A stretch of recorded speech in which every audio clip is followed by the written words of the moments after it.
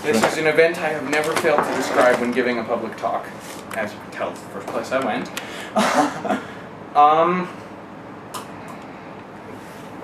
I had been in a situation where my mom was a very bad parent. I don't know how else. This, I was 14, so I had been deep in the system by now. I don't know if do you want me to go into history, or do you want me to just do this? If you're willing to, but not... Well, I'm perfectly willing to go into the history. I'm not sure about ordering this, because you asked about places, so my initial sense, you know, how I'd respond to that is, here is a list of places I have been, and I would be happy to diagram them and describe their tactical weaknesses to you. But, you know, this moment that, you know, you could tell I was inclined to go to, and the fact that this, of all places, is the facility I'm most inclined to diagram and also describe their weaknesses, you know, was the big deal. Because younger, and I'm happy to go into it, I guess I'm just asking, do you want me to go into it now, or do you want me to go into it later? No, let's do this now, and then we can go into that later. So, I mean, this was deep into my experience. I had already at this point been hospitalized twice at Children's Hospital and Bethesda, and then this was Centennial Peaks.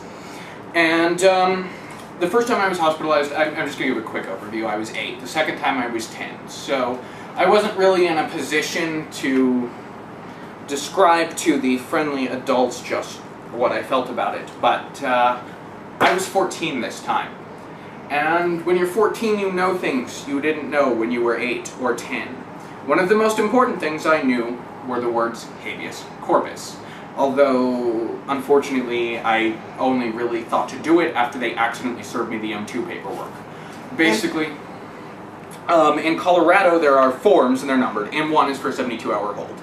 And it's a form which informs you you're on a 72-hour hold, and so forth and so on. And there's a standard piece of paper they have to give you that serves on you and lets you know this. After the 72-hour hold expires, you know, or at some point during it, you can sign yourself in voluntarily if you would like.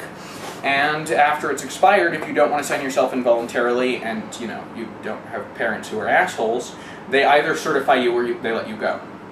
So, you know, in this particular situation, I didn't want to be at the hospital. My mother had me taken to the hospital. You know, it was a complicated situation, I guess I should say, because there was some evidence I had a mental illness, and there was also not. I had watched, you know, I was very convinced, and I've actually given very public talks while I've been very convinced, and I hadn't yet gotten my hands on all of the papers I have my hands on now. I'm no longer... A little bit of my politics was sent into a bit of a mess by one of the things I would discover, which I'll probably get into when I'm not talking about this incident, but I'm trying to put it in space and time. So, basically, I had been in the system a long time, but at the same time, I thought discontinuing my medication would be a good idea, and I honestly think I probably would have been just fine doing it then. But unfortunately, my mother was less inclined to be okay with that. So, something happened at school. I'm not even sure, you know, it was the tiniest things. Some kids were teasing me. I ran into one of them in the hallway, and it was concluded that I had apparently done that on purpose, because, yeah. Anyways, you know, and it's actually a segue. Is segueing fine? I guess you guys can put this together. However you want, yep, however you want to do it. I'm trying to tell a very large story with a lot of interconnectedness, so I'm probably going to be all over the place. It doesn't make me thought disordered. Anyways, so I had gotten to this point after the school had decided, my mother had told them I had stopped my medication, that I needed an evaluation. So I went to Centennial Peaks, and I was freaked out because I had been to the hospital before. I knew that these were not good places, and most of all, I knew the person I was talking to would decide where I went. So I was asked to tell them about what happened, and I spoke rapidly, very rapidly. I was agitated. I was afraid. I was talking to a person who I knew would be making a decision about whether I went into the hospital or not, and I was well and absolutely aware that with my mother involved, there was no question. She would use whatever means were required to put me in the hospital. I'd watched her do it to other people, and I would watch her do it a lot to me over the coming time. this was the beginning of that era. I was 14 years old. The first time I went in, I voluntarily went for the evaluation. The social worker lady decided I was going in.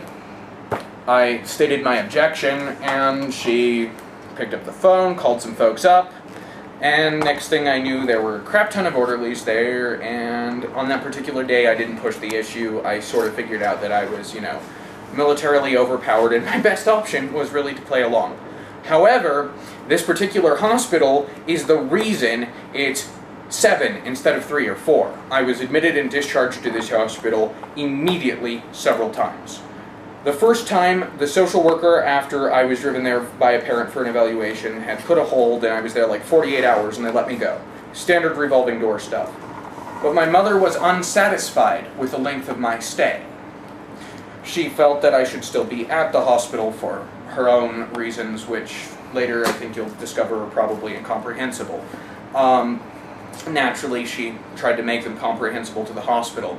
The most expeditious means she could think of to have me forced into treatment was to claim that I threatened her with a knife. Now, the actual police report says I was in the kitchen cutting cheese and I moved the knife in a threatening way from a 15-foot range. But of course, that's not the story the hospital got, and the police were more than happy to drag my ass to the hospital. And I've got the police report from that. I don't read that to really be anything. I was, cutting food. But at the same time, they're like, well, did this incident happen? And I'm like, well, except for the part where she claims I threatened her with a knife, yes, but it wasn't anything other than, a million times. So, I'm apparently very eloquent about this. Doing great. It's hard to recount. The whole thing happened. My mom went to the hospital to tell them about it. Hospital calls the cops, tells them I threatened her with a knife. Cops talk to my mother, she tells them this much, much subdued version. But the police again noted that I was apparently agitated, so they had me transported to the hospital by ambulance on another M1. I was agitated. My mother had left the house saying, I'm going to go to the hospital and I'm going to have them come get you. And the next people I saw were police. So, yeah, I was agitated. And that was enough. That's all it takes, really, is being agitated. And the police will be more than happy to take a family member up on a request you go to the hospital. There was never anything that they could or would have done to me over this alleged threatening thing. I mean, But I'm just so frustrated by it because the people at Centennial Peaks kept acting like I pulled a knife on my mother. So, I was stuck there for a while.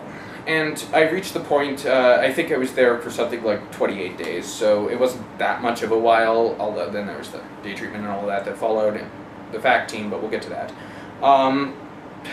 Dear God, I'm screwing this up horribly. You're doing great. So, I had decided, I had some familiarity with civic concepts.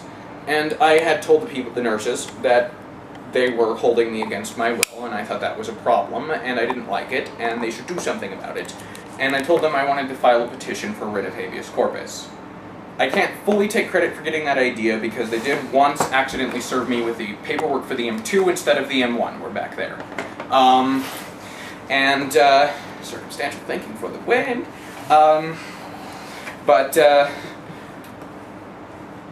So, I had been served with that paperwork and it told me about a right to a hearing, which of course you don't have with an M1.